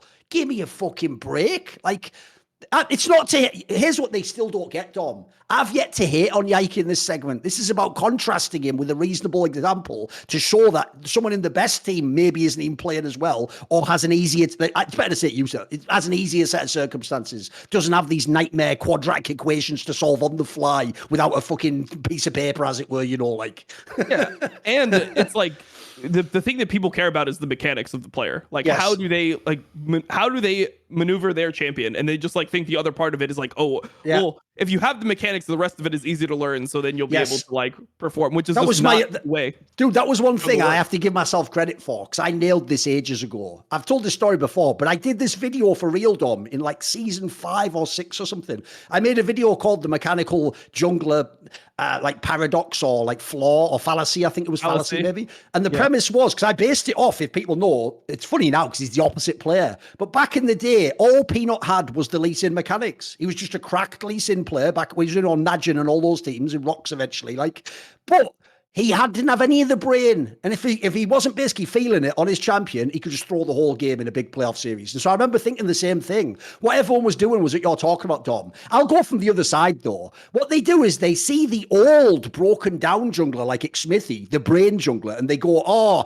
it's like weak side. He just does that because he's not mechanically good. And then they assume that everyone mechanically good is equally game knowledge and understanding the map and ganks and wave. But that's the problem. The joke is, it's actually the other way around. It's way more likely someone could just have good mechanics than have all the other shit's the shit you have to acquire from being in teams and understanding the game and working with coaches and laners. Like, that's the part that's worth its weight in gold. And obviously Jankos has all that, mate. The good news is this. The one good news I think is this.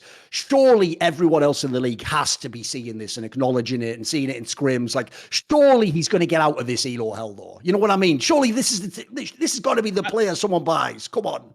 I mean, I hope that this was just a place that he could go, so he got out of the G2 contract. Yes, because he needed to find somebody who was willing to pay the buyout. He did. Yeah, he just be on the bench right now, and everyone forget about him. You're right. Yeah. Yeah. So hopefully now he can go to a good team. This is what I would say. A player like Razork is way closer to a player like Yike in terms of skill than a player like Yike is compared to a player like Jankos. That's what I would say. Yeah, that's fair. I mean, they're both actually just skilled players, yeah. But obviously they struggle in the other areas to some Razor's in a degree. shit team. That's the thing, is like you can be mechanically skilled and be in a bad team, but then like you see how Razor is, where you're like, what the fuck is he doing? He's inting. What is he doing? Like, oh my god, why would he go for this? It's because of the circumstance of the game, like the pressure of everyone, like the game feeling like it's doomed, and then trying to suss out like you have like 5 different options to choose from. None of them look good. They're all probably losing, and you have to try to pick the best one. It's an impossible puzzle to solve. It's like, okay, my bot lane's losing, mid lane has no TP, this guy's fucking dead in Half-Life, this objective is up, that objective is just finding the right thing to do in those circumstances when you have no vision and there's no pressure on the map is so hard. Yes.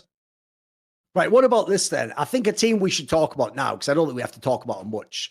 Dude, I think Koi is in so much trouble this split. People aren't acknowledging it. Remember, Koi still did all right at the end because they got to the groups, like you said, and then had some good wins and got through, right? People are used to the old road that we've talked to a million times. They always have the letdown game in the split, and they always have the odd game that they lose randomly, but they would always get enough wins and get through, right? Even though Koi beat G2, it doesn't even fucking matter, because when I watched that game, I thought G2 just played very badly in that game. That was easily the worst game I've seen this lineup play. Like, I can't even look at the Koi week and go, oh, I'm building like hype for it. I'm not. Like, I actually think this team, it's we've done this storyline before, but it's true. It's still just a worse version of the old Koi, because now the bot lane doesn't even get ahead. Larson isn't leader. He's not the type of flip the coin, I'm going to solo kill everyone. He's just going to get his lane lead. Malrang's doing all the shit he normally does, but it just doesn't work at the moment. I'll even give Shigenda some credit. He's played slightly better 1v1 and he's had some solo kills and he's had a few perform, but he's still not vaguely a top fucking player at his position. This team it looks so, the worst thing about this team is this, Dom. It's like we said earlier about the G2 angle. This team, the floor is still fairly high, but the fucking ceiling's quite low as well, isn't it? Like, what's the I like about this team at this point? They're just kind of whack. I mean, the bot lane was a huge identity of the team. They had the best champion pool, and they were able to just counter a bunch of things that other teams would be able to do. And now when you watch them play, now when you look at the team, their bot lane is perma losing. They're almost never. They're just getting killed all the time. They're getting solo killed left and right. It's sad, because they used to be the team that was the bot lane that was solo killing, or they were just always like more useful, or they were able to just be first on every objective. Now they're just perma behind, and then every time you look at Shigenda and you're like, that was a really good game. Like, so, for example, the game versus G2, you're like, oh, that was a really good game that he played. The next game he's playing against Oscar, and he's just gonna smash him just as hard. It's like he's almost there. He gets to the point where he should start like taking over and 1v9ing, and then he'll just like not play as well as you could, and then everything will fall apart. So it's hard to get a read on Shigenda, because every time I'm expecting him to make the breakthrough, he just doesn't end up executing. Like, he doesn't carry the game. So it's weird. Also, like, Malrang is, I mean, Razor dicked him harder than, I mean, that was the most jungle diff we've seen in the entire, like, what the fuck happened in that game? Just look at the scoreboard. You can even look at this at the scoreboard. It's like, okay, so Malrang not only has options to make plays, he's not making the plays, but it's also like he's not farming. He's down like 40 CS. I mean, he made Razor look like fucking like prime fucking Canyon or some shit. It was ridiculous to see the difference that was happening in this game. I don't know what has happened to Malrang this split, but it's like he doesn't really do the things that made him good before. Like, there's not really the early ganking, and there's still the inefficiency and the bad items and the no farm. Let's be real. The reason I had to set it up that way, to be fair, is because, dude, they beat SK and G2 this week on paper. That if that was real, Dom, they would now be considered a contender for the whole league. If that was real, they should be one of the best teams in all of LEC. They're not. Like, they're going to be in the next groups. Like, I actually think if you look at their schedule, they've got 3 wins. They're going to get through. Like, let's be real. Koi will win 1 or 2 games. They'll, like we said, Heretics and Fnatic can easily 0-3 still too. So they'll get to groups. And who knows, maybe in group play, having more something can be a little bit better, but they just look so toothless. Like, they don't. What's the big win condition when they play against, like, in a proper series, a Vitality or a G2? What's the win condition? I don't know what it is, bro. There isn't one. I mean, there isn't one, is there? With scaling, maybe. I don't even know. But even then, those are the 2 teams that'll just get in their arse early. You know what I mean? No, I think they're fucked. It's really hard. It's really hard. They're probably fucked. Especially because the big problem I always thought with Koi was, like I said earlier, they were the team that, like, they have very good. I actually think most of the players are very good. I even think Shigenda, by the way, if you put him on a different team, like if he was on Astralis, maybe he'd be good. You know, who knows? Like, I think maybe he's even redeemable. The other players I think are really good. The Malrang one, like, to be fair, we've always sort of said he was never. Here's the other thing that's fair about us, Dom, that no one gives any credit for. We were saying worse things about fucking Malrang than we said about Yike when Malrang's team was top of fucking LEC. Dude, his team won LEC and we still pointed out that, like, he actually he played really differently in the finals and suddenly every gank worked. Like, we were never fucking hating on just certain people. Like, I thought we were always fair. So beyond basically mid and AD and support, these are all quality players who could be top players at their role again. You could even argue Lars is still a top player now. Just doesn't really have the team around him to do anything. It's not his style, is it? Like, it's just got that boring farm up style. So my problem is, like, that once the identity of this team was cracked, they don't have anything because their team isn't the, like, crazy pop off, just play off individual skills, use the individual. Like, their team was always about being cohesive to me. So I think they just lost their identity. That's why I can't see them being a good team now. And I think, like, that's why I'm so glad, by the way. I told people this before. This is why you should get down on your hands and knees and kiss the ground that Upset walks upon. Because if Upset hadn't gone to Vitality, holy shit, LEC would look bad right now, Dom. Could you even imagine after this week how bad LEC would look? Even G2 spawned games to fucking not lesser teams. And remember, Mad is near the bottom. They were second best last split. Koi was third best, and they're looking to... And SK's even bloody hell. LEC would be in so much trouble if we didn't have a good Vitality. Vitality and G2 causes the two MSI spots to sort of making us all feel like it's fine, but they're fucking keeping the ship from sinking, boys. I mean, I just view LEC differently than a lot of people. Like, I never look at, like, how good is the league. I just look at how good is the best team. Can the best team potentially compete with any of the teams from other regions? And because G2 actually has, like, a compelling style, and I think they're actually a good team at most things. Like, they have a good idea of how to draft and how to, like, play the game even with different comps. So it's not just like, oh, we have to, like, play through bot, and that means we need to play, like, engage comps. So they can play through bot in different ways. They can play things like Heimerdinger bot and then play a different style and still play through bot. But, like, what does that even mean? Like, most people are playing through bot because bot is just, like, OP. The Drakes are still OP. The Drakes got nerfed today on live. They're still going to be OP, by the way, just in case you're wondering. Oh, right. Shit, is, like, is the percentages going to change? No, it's like 1% difference. Drakes are still going to be OP. Playing through bot is good. I think that G2 can compete, but I don't think that LEC, like, if you went down the list, I feel like that's where you'd really see how hard, like, LEC would get exploited. Like, even if you think about, like, 5th, 6th teams right now, like Koi Astralis. Can you imagine Koi Astralis playing against teams like even like Sandbox or Hanwha Life or teams like Weibo? Oh, they get murked by these teams. Yes. OMG would fucking murk these teams. Like, I mean, it's pretty hard to go down the line, but I don't think that's even relevant. You know, like, just have a team that wins. Look, if LEC had a team that won Worlds, no one would give a fuck about, like, how good the 4th or 5th best team is, right? It's just, do we have a team that's actually, like, good? Do we have a team that's actually good? And G2 could be that team. Because here's the problem you have in LEC, right? G2 and Vitality look good. As you said, G2 stylistically, Vitality just has the player strength that looks like they'll be awesome against the international teams. The teams that are supposed to be the gatekeepers of LEC are supposed to be SK by results, Mad Lions because they were second, and Koi. If these are the gatekeepers, they're letting every fucker through the gate, aren't they? Everyone's beating them. Like, they're not doing a very good job. Like, you had one job in that analogy. You didn't do it. You didn't guard the gate, did you? Like, so they've invalidated that whole premise. Because even SK has the same problem, dude. SK, the difference between SK, Mad Lions, and Koi is this. In their wins, SK still looks really good. But, bro, when they lose, they can also just drop. The floor on that team's pretty bad too, mate. They can drop down real quick as well. For how good they can look in a win, they can also turn around the very next day also. It just looks so bad. Yeah. I mean, they're not a team that you ever feel confident in calling a top LEC team. At least for me, I'm not like, oh, they're a top team. I'll be like, oh, they're playing well. Yes. They're pretty good right now. It's like I respect them, but I don't ever bet on them, Dom. I don't ever bet on them. I mean, I bet on them, but that's just because that's just because I'm betting anyway. So I might as well just bet on the team that I think is going to win. I just don't think they're good. You know, like, I just think that they can win. Because I think there's a team, by the way. The one problem with SK I have is this. Remember, technically, they're tied for first place right now. They're one of the better teams again. They have some very impressive wins. My problem is just this. I think it's the same story as before. I'm sorry. I actually think once we get to the groups, they're also going to not be quite as good. I think they're a much better team than BO1s. And I've got to say it right now. This is going to sound like haterism, but I wanted to get your take on this topic. My biggest problem is this. Even though he absolutely does coin flip and have some big pop-offs and win you games, I think in the long run, how can SK ever be like a true contender? I think Certus just won't make it, mate. That's the problem.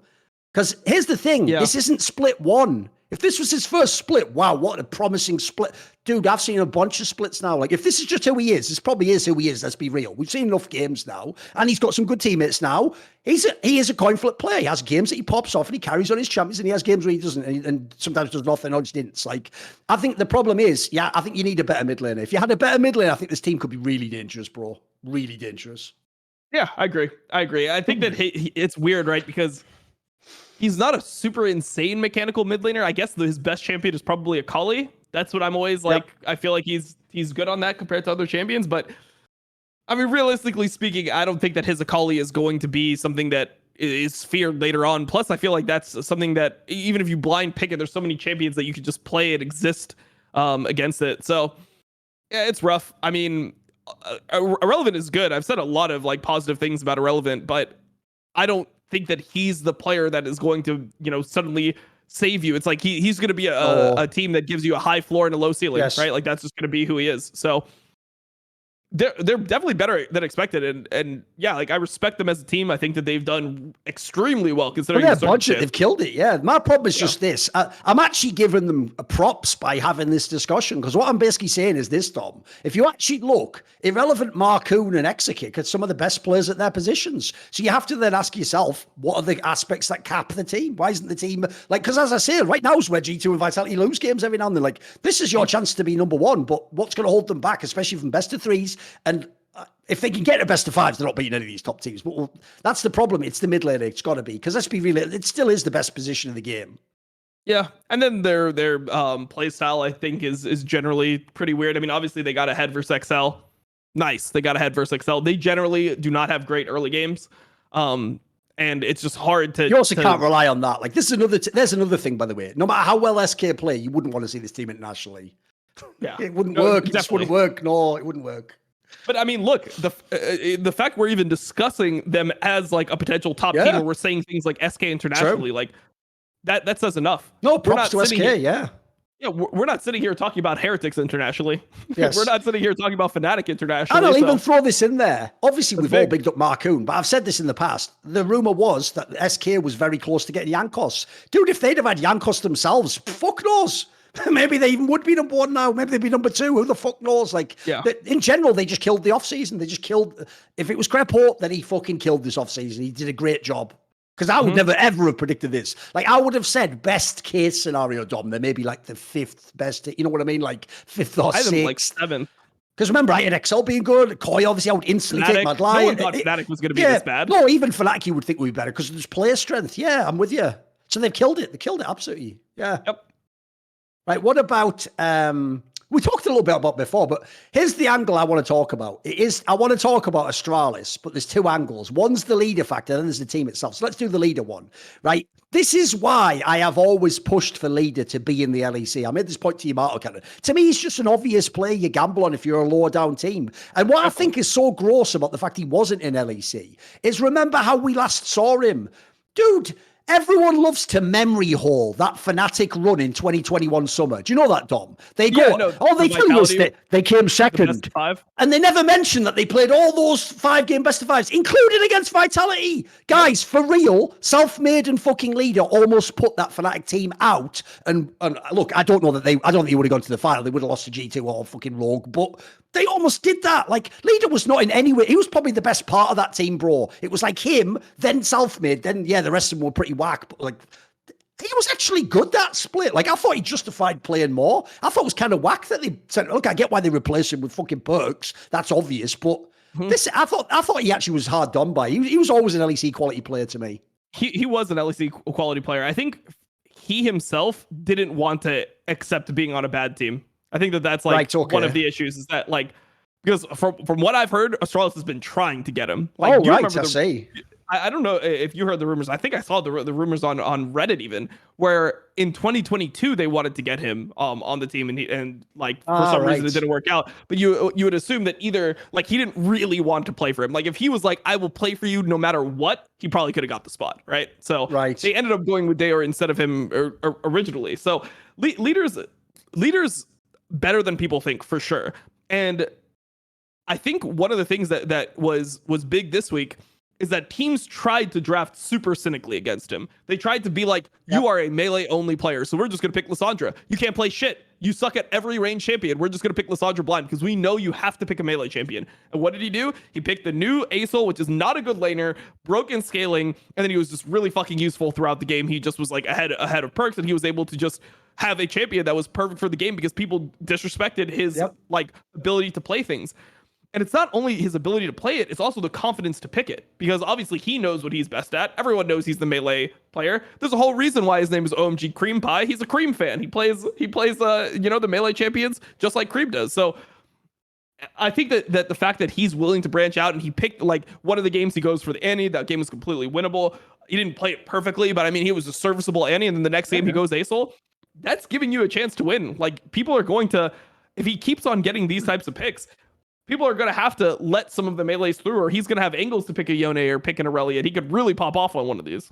I'll even give him credit for playing those champions, Dom, because I'll tell you what, not only was he considered this one-dimensional player who can't play all those champions, but even more so, those aren't even champions that play into his playing style. Like, they're not sexy, they're not mechanical. The whole reason everyone knows LS said play Annie in solo queue for years is because it's just brain dead. There's no mechanics. You just press a fucking button and it happens. Like, there's no skills. Like there's nothing to do. Like, it's easy. And also, Aurelion Sol, listen, Malzahar maybe overtook it at one point. It's probably one of the most disrespected mid lane champions in the history of League of Legends. Like, it's the reason why when he was a mid lane and no one respected no one thought those were legit wins, or like he doesn't even get credit for an MSI final because it's like, you run Aurelion Sol, bro. No one gives a shit. Like, you did nothing. You just sat there like being a distraction while Stixie shot people with Caitlyn. Like, you don't get that credit. So what I'll say is this actually even shows some level of growth from Leader, in my opinion. Because I'll tell you what, I know the players who have that harsh mentality of like, I'm a mechanical genius.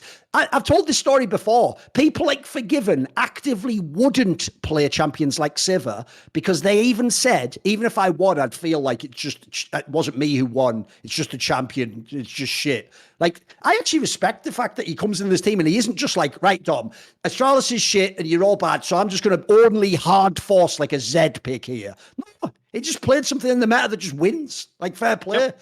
Yeah, respect. Yeah. And that's what you need to do when you're playing on a team like this. You come in and the first thing you do is you earn the respect with the champions you're really good at, which is what he did, right? Played that Aurelia game versus G2, completely shit on Caps. I mean, Caps obviously disrespected by going Ignite, but he completely shit on him. He fucking 1v9s the game, and now everyone's like banning his Aurelia second phase, right? So they're not giving him Aurelia angles anymore.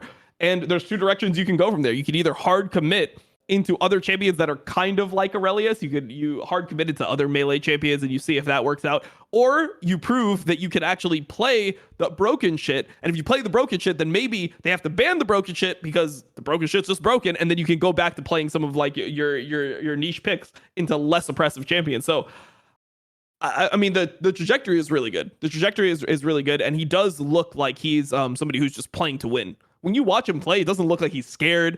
It looks like he's just going into the game like he's trying to prove that he's fucking good. And I love to see that because sometimes like players get the nod, they're able to play, and it feels like they're like scared of losing the spot. And especially in the situation of Leader, where think about like how many like chances he has, and now he's getting like this will be his last strike. Yeah, this has got to be close to his last chance, right? It has to be do or die for him, or at least he must feel like it's do or die for him on this Astralis team. And you know, he's looking like a good player. He's looking like he belongs in LEC. No, by the way, the G2 game is exactly why I always pushed for Leader to be in LEC. Look, he is obviously, just because of how harsh a style of champion pick and style of play he has, going to be a coin flip player. That's an obvious scenario. But the point is, think how few even coin flip players can actually go head to head with Caps. There's so few. Like, the whole point is Caps is the king of those guys, and he's just transcended them. I always thought, like, if you look at like the raw mechanics, and it's like you said, it's not just having the ability. He goes for it. Like, Leader actually believes in that game. Of course, I can beat Caps here. Yeah, I'm going to go for this angle. It's open. Yeah. I love that because I actually do think Caps in the modern day has created that fake aurora where like half the other bloody mid laners just don't even go for They're it. shitting Like, their pants. what's the point? You know, it's Caps. You stop me. Yeah, exactly. Like they're They so stop worried thinking about the game. They're all like, what can this champion do? They're like, it's Caps Malphite. It's Caps Malphite with Ignite. Yes. You never know what angles he's gonna have. Like where Leader's like, oh, it's just a fucking Malphite with Ignite. It's like that Malphite that I played with in solo queue right before this game that took Ignite and I shit down his throat. Well, like that's just the matchup, so I'm just gonna shit down this guy's throat too. Like, basically, what's weird is in LEC, it has the opposite effect of what happened to Faker all the years in LCK, which is that in Faker's case, it's the other way around. Everyone's so horny to kill Faker and be like, I killed Faker, that the joke is they do just give up like objectives, Nexus, lane, tower. They give anything to kill Faker. In LEC, for some reason, it's the other way around. Everyone like respects Caps too much and they just let him do whatever he wants. I don't get it, mate. It's like, at the end of the day, if he's better than you, he's better than you, but you at least go down with a fight. You at least take your best shot, for fuck's sake, boys. Come on. Yeah. I hate seeing that, like when a player gets that aura and then you see people just play like pussies into them, because I feel like that's just like not deserved. I want to see the people that are willing to challenge. And I mean, Leaders, I mean, he's challenging all the players, right? Like the Aurelia game versus Malphite, right? That's against Caps. And then into Perks, he's going the Asol into Lissandra. Oh, I'm a melee one trick. Okay. Yeah. Here's like the weakest range champion possible. Like, we're going to pick this shit. It's a good game for it. I'm going to get through the lane versus this guy who's considered still a good laner, and I'll be useful later on. Perfect. Like, this is an A+ from him. Like, also the Andy game, I mean, his team was in a position to win that one. They fucked up some team fights, but they had Hex Next Soul. I mean, they made too many mistakes, and they ended up getting outscaled. But overall, I mean, Astralis is probably making it to the next phase. Like, they're doing it. They're doing way better than people expected. And remember, obviously, they didn't have Leader last phase. So, dude, I think they're right in prime position to do exactly what they did in the previous groups. They're going to upset someone in a BO3. I'm telling you right now. Like, I can see this happening already, mate. Like, they're going to play against one of these other mid-table teams, and they're going to beat them. Like, just Leader and Kobe alone can get this done for you, mate. They're just both, like, Kobe especially, by the way, just continues to just be good, mate. Just good game after game after game. Like, could he not have won that fucking BDS game as well? Of course he could have. Dude, this guy's also just really good. Like, it's not even a joke. People probably think we're bringing up like the Crowny and Kobe angle to like wreck on Reckless. You can take Reckless out of the equation. Kobe and Crowny are just really good boys. They're just really top ADCs right now. Respect. Yep. The problem is, though, let's be real. It's still so questionable they'll make playoffs, though. Like, I think they're just going to, look, they're going to get through into the groups. Like I say, in the groups, I reckon they win like a BO3 over someone, or they like take someone close, go 3 maps with like, let's say like fucking whoever you want, SK or someone, go 3 maps with them, but they're not going to go to the playoffs probably. There's still weaknesses in some of the other players, let's be real. And I don't give a flying fuck. Like, I don't know. Here's the problem. This sounds wild, but from all the games I've seen, I don't actually know, even conceptually, if I could respect 113.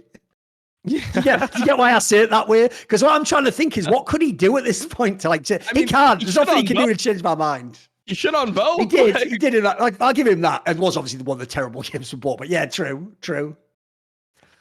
I mean, I still don't. That's it though. That's all he's got. Astralis have the easiest week possible this week. So like, I feel like they're almost guaranteed going through. Like, it's just a question of who gets into their group, because I feel like they could beat potentially a team like Koi. I think they could beat maybe an SK on a good day. Yeah. BDS, I think that they could beat. That would be an even matchup, I think. Yeah, that's like pretty even matchup. I think if you get into a group and you've got somehow G2 and Vitality in your group, you're probably fucked. But anyone else, I think they could beat on their best day. This week, though, Heretics XL Fnatic. That is a dream week, is it not? Is that not the easiest week you could have? Yeah. I mean, obviously, there's like, I don't expect them to go 3-0. I mean, if they go 3-0, holy shit, maybe they end up being like a second seed in one of these groups. But all things considered, I think that they've done enough. They should at least be able to get 1-2, and I mean, 4 wins, you're almost guaranteed. Because obviously, like I said, technically with the way the league is, with all like the tiebreakers, there are a whole bunch of scenarios where all these different teams could go in and out. But I wanted to get your take on that. Bearing in mind, it's mainly going to go strength of schedule. Who were you picking as the 2 teams not to make it? I'm gonna go Heretics for sure. I mean, just to clarify, if people don't know, Heretics plays Astralis, Vitality, and SK. So almost certainly Heretics is not making it. Like, they can't make it at this point. I still think it will be Fnatic and Heretics, to be honest. I don't believe in Fnatic. I'm maybe leaning towards XL a little bit because I don't know how good they'll be when they change. I mean, they could just go 0-3. Yep. My problem is this. The reason why I don't think Fnatic can make it is because not only do they play against Mad Lions and G2, and let's be real, like G2 is going to beat them, that's obvious. But the other two, Mad Lions and Astralis, maybe they can beat Mad Lions if they throw. I think Astralis is just going to beat Fnatic, mate. They're just going to straight up beat them. Why wouldn't they? They're even better at the right positions. Yeah, I mean, they could. They could. Maybe Fnatic ends up making. Fuck, bro. Fnatic making it. I hope they make it because that's content for me. That's Legends in action. That is. Fnatic's not making it. Come on. Surely not. Especially because, like for example, Koi plays against XL. Like that's probably a win for them. They play against BDS. That's like a flip a coin on that one. Who knows who wins that one? And then they play against Vitality, who they shouldn't beat, but it's the last game of the split. So Vitality might even be locked in at that point in time. Like. I think Koi's probably making it through as well. Like they're not great, but they've got enough good players and enough of a floor they could probably still sneak through. Yeah. XL's probably a more questionable one because they have to play against BDS, Astralis, Koi. Who knows? That's why it's really, to me, it's between XL and Fnatic who probably doesn't make it here. Yeah, I mean, I think Fnatic and Heretics will just not make it. I do just think they're the worst teams. Obviously, Fnatic just came off their first good game this year, probably. The one versus Koi. That was the first time where you're like, holy shit, like, the team actually is working together. No one gives a shit about the Heretics win, guys. No one gives a shit about that. But yeah, the Koi one, I'll give them. That was a win. That was a win. Okay. I mean, the Heretics one was literally like you should just competitively like rule against what Evie did. Like he should be banned for someone. Like I got banned for a year for way less than that shit. Like he inted on stage. So if there's not a 0-11 sign, and even the way that some of those team fights went for Fnatic, they're winning by so much, and they're still almost throwing the game. It looked like they were kind of trying to lose as well. So yes, that game was bullshit. The Koi win. Was a pretty good one. I actually have one thing I want to say about this. I will say, I actually do think generally the team still isn't vaguely good on Fnatic. So like, I won't like put it all on Reckless. The rest of the teams have a lot of problems too. But the saddest thing I actually was realizing when I was watching these games this last week was this, Dom. If you ever listen to people, because people don't, by the way, what they do is they do things like this. I've noticed most fans, they just think they get to decide who the player is. They don't look who the player is and sort of let the game inform what his style is and how he plays. So whenever people talk about Reckless, the thing I've always hated, it's why I've battled him for so many years, is they don't even vaguely accurately describe his style. Because the reason you know that Reckless stands can never be helped is if they think he has no issues this split and that's just his team inting, you don't know how good Prime Reckless was then. Here's what it used to feel like to be a player going against Prime Reckless in like season, like let's say season 8, season 9. He was the way it feels to play into Aurelion Soul now, where you're like, at some point we just lose. That's how it felt to play. And here's the analogy. In the team fight, what you felt like is if you were any of the players trying to get to the back line, you could never quite get there. You felt like you reached out as far as you could, Dom. Like this, you were reaching, and you came this close, but he's just in front of you and he's doing damage the whole time. He's just kiting you the whole time, doing damage to all your characters. Your tank's just getting melted. You got fucking junglers just popped if he jumped there. It felt like the reason why you'd hate him if you're the opposing player is he's like that Ezreal in solo queue that you can never catch. He's always getting out and he's always doing a bit of damage then getting out. Like that used to be where it was like a nightmare in team fights to play. Now, in these same team fights, he's not in them or he's too far back or he's not doing damage or he runs away or he just knows like, it's not even a team fight. Just fuck it. Don't even bother. Like, all the like mystique of Reckless is gone this split. Like it could come back if he becomes good again, but at the moment it's gone. Like I don't think anyone fears playing Reckless now, mate. None of these players do. They just know that you'd get flamed if you sort of banter him too hard. So I think they just don't intentionally banter him. But no one seems to be scared of playing this guy or Fnatic in general. I don't know if teams are scared. I thought he team fought well in the last 2 games actually. I mean, I think in the Heretics game he had an all right Xayah game. I thought it was pretty good. Yeah. I thought his Xayah game was pretty good. Like you can't have 2 games where you look like yourself out of, I mean, how many has he played right now? 15? Yeah. Like, I mean, And then also it's like in one of these games, I mean, his jungler is fucking 7-0 and just completely popping off. So it's like it's way easier to play in team fights. I just don't see Reckless. And that like, was the game where, as you said, Razork just fucking gapped Malrang, didn't he? Like completely. Yeah, completely gapped Malrang. So exactly. we'll have to see. We'll have to see how he plays this week. But I mean, he at least showed some signs of life. The one thing that I saw from watching like their documentaries and stuff is that Reckless, he seems so much more comfortable in this iteration of the team. Like he's actually part of the team, because before he was like it was almost like he was completely despondent.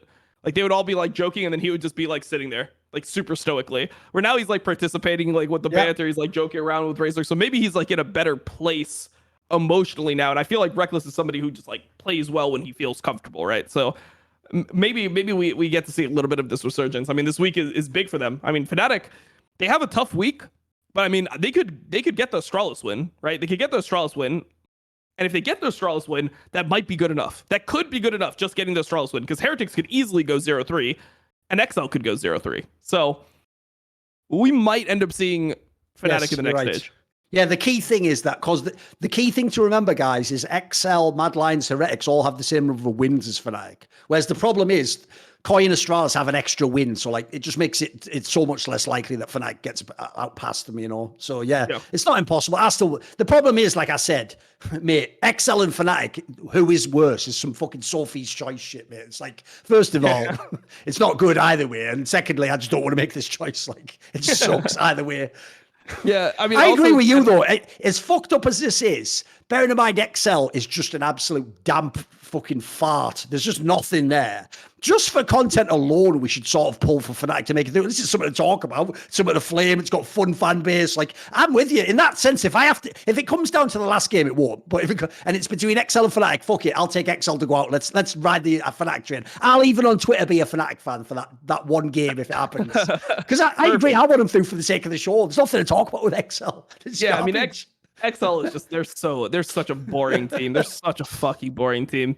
I mean, the thing that I'm scared about, as somebody who wants, I'm somebody who also wants Fnatic to go forward for the content, is that XL gets that mini buff, the new player, the honeymoon phase coming in with IWDominate. Maybe that's enough to get them like over the hump. Yeah, true. Sure, that's not impossible, I guess.